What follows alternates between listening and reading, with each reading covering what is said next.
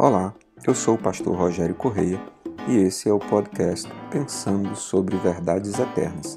Seja bem-vindo.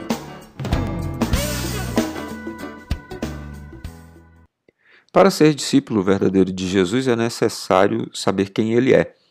E no processo do discipulado nós descobrimos quem de fato é Jesus. A despeito disso, eu queria convidar você a ler João, capítulo 6, versos de 47 a 69, em que o próprio Jesus, revelando a si mesmo aos discípulos, diz: Eu lhes digo a verdade, quem crê tem a vida eterna. Sim, eu sou o pão da vida. Seus antepassados comeram maná no deserto, mas morreram. Quem come o pão do céu, no entanto, jamais morrerá. Eu sou o pão vivo que desceu do céu. Quem comer deste pão viverá para sempre. E este pão que eu oferecerei para que o mundo viva é a minha carne. Então os judeus começaram a discutir entre si a respeito do que ele queria dizer. Como pode esse homem nos dar sua carne para comer? Perguntavam. Então Jesus disse novamente: Eu lhes digo a verdade. Se vocês não comerem a carne do Filho do Homem, não beberem o seu sangue, não terão a vida em si mesmos. Mas quem come a minha carne e bebe meu sangue terá a vida eterna, e eu o ressuscitarei no último dia.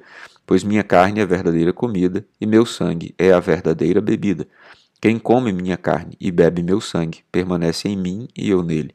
Eu vivo por causa do Pai. Quem vive e me enviou. Da mesma forma, quem se alimenta de mim viverá por minha causa. Eu sou o verdadeiro pão que desceu do céu. Seus antepassados comeram maná e morreram. Quem comer este pão não morrerá, mas viverá para sempre. Ele disse essas coisas quando ensinava na sinagoga de Cafarnaum.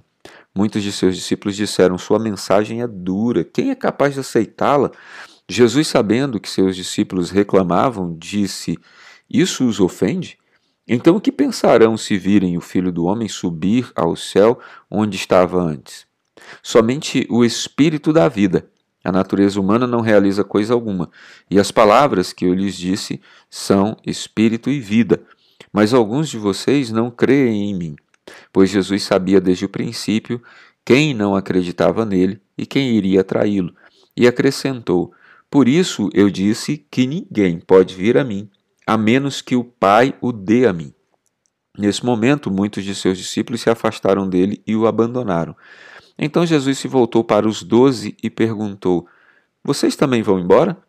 Simão Pedro respondeu: Senhor, para quem iremos? O Senhor tem as palavras da vida eterna. Nós cremos e sabemos que o Senhor é o Santo de Deus. O processo do discipulado é um processo de descoberta da identidade de Jesus. Só quem é verdadeiro discípulo de Jesus, de fato, consegue entender e discernir quem Jesus é, porque acumula experiências com ele. O processo do discipulado é um processo de ir mudando o interior a ponto de ficar cada vez mais parecido com Jesus. Conforme nós temos visto, ser discípulo de Jesus é aprender a ser semelhante a ele, aprender a ser igual a ele, da mesma natureza, da mesma forma que ele é. E o que Jesus é de fato? Um filho obediente. Essa é a razão porque Deus o enviou ao mundo novamente para que, por meio da sua vida, nós fôssemos instruídos a voltar a ser aquilo que devíamos ser desde o princípio. Filhos obedientes. Filhos obedientes do nosso Pai. Jesus é esse filho obediente. E Jesus nos mostra, por meio desse texto, um pouco da sua identidade. Então Jesus começa as suas explicações a respeito de si mesmo, dizendo: Eu sou o pão da vida. Jesus estava se referindo a um alimento espiritual que desce da parte de Deus para os homens, fazendo uma referência ao maná que era louvado todos os dias pelos israelitas, pela história de relacionamento de Deus com eles no tempo de Moisés, em que ele os alimentou no deserto por meio de maná que descia dos céus. Jesus disse: aquele maná era um símbolo, esse símbolo apontava para mim: eu sou o pão de Deus que desce dos céus. Ele diz: e se você comer deste pão, você jamais terá fome de novo, e mais do que isso, eu sou também a bebida verdadeira, porque o meu sangue é a bebida. Então preciso que você coma da minha carne e beba do meu sangue, fazendo uma referência à comida e a bebidas que Deus tinha providenciado no deserto, que apontavam para algo celestial no futuro, era uma espécie de profecia sobre o futuro, e ele estava, na verdade, dizendo aos judeus que o entenderam bem, que ele era a materialização daquela profecia ou daquele ato profético do Antigo Testamento. A questão é que muitos judeus entenderam isso de maneira literal, dizendo: mas como nós comeremos da carne e beberemos do sangue? Que coisa nojenta! Nós não podemos suportar uma mensagem como essas. E Jesus então diz: bom, essa mensagem é uma mensagem verdadeira, porque eu a recebi de meu Pai. E para ser meu discípulo precisa compreender. E Jesus de fato estava querendo nos ensinar que todo aquele que quiser ser seu discípulo precisa comer do seu corpo, ou seja, precisa viver das experiências do seu corpo. É nessa compreensão que muitos dos discípulos não tinham medo da morte, porque eles entendiam que, por ser discípulos de Jesus, eles também passariam pela experiência da morte no corpo, e não tinham medo disso. É por isso que Paulo declara: somos mais do que vencedores por meio daquele que nos amou, porque ele sabia que mesmo que chegássemos a perder, e a perder tudo, e a perder mesmo a própria vida que Deus nos deu enquanto nós estamos aqui nessa terra, nós já temos uma vitória maior. Por isso ele diz: somos mais do que vencedores.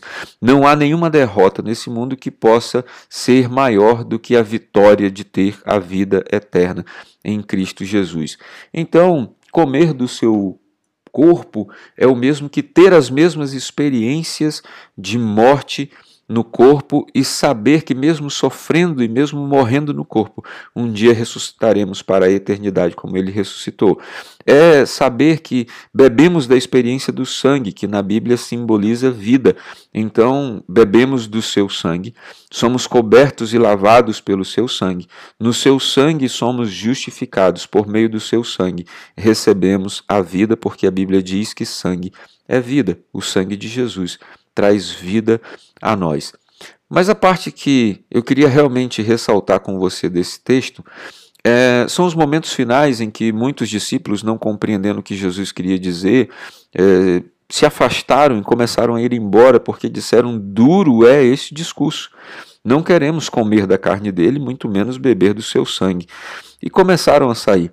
E Jesus então volta-se aos 12, que eram de fato os discípulos a quem ele dedicava maior atenção e maior ensino, aqueles a quem ele de fato chamava discípulos, e pergunta para ele: e vocês também vão embora? Então Simão responde: Senhor, para quem iremos? Em tempos em que muitos têm feito canções a respeito disso e às vezes até distorcem levemente, cantando para onde iremos, na verdade a questão que estava posta aqui por Jesus não era um lugar, mas era uma pessoa. Pedro compreende isso e ele diz: para quem iremos, se só tu tens as palavras de vida.